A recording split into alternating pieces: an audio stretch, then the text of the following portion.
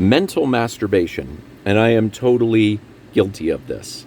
Though I believe, like the way that I see it is that when we use the mind to intellectualize spirituality or philosophy, the putting the patterns together, I love my mind, and this is where I'm learning where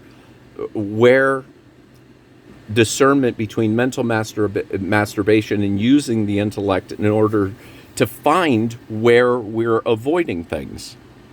So I had a lot of people, my last relationship, we did a lot of mental masturbation. And then when emotional friction would come up, she wouldn't want to connect the pieces that she wasn't putting together. And, and then when we talked after the relationship, I felt myself going back into the mental masturbation. But then I was like, no. And then I pushed on the emotional friction, and I was like, we're not leaving here until finally she's just like, this is uncomfortable. I've learned my lesson. I need to go. It's like, good, go. But I'm also realizing that I have people in my life and lots of people in the spiritual culture that this is the process of them feeling like they're getting further along, but they never question or go into territory where there's emotional friction. So it's actually a contraction. And the reason is that they'll get into this mental exercise, feel like they've gone somewhere. And that's the problem. They feel like they're elevating and getting bigger, but they're actually not. Because when you have that high of that aha, you're like, I'm growing, when you didn't grow at all. You did nothing except for practice playing with the mind.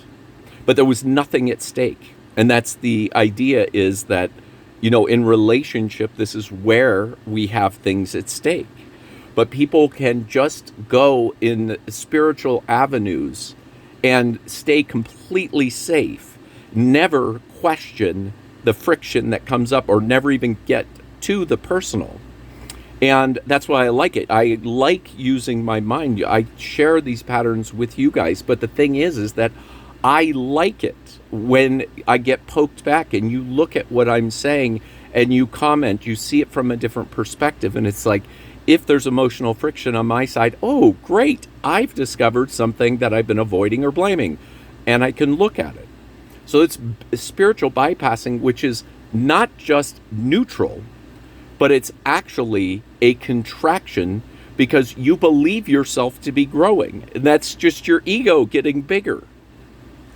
So something to look at.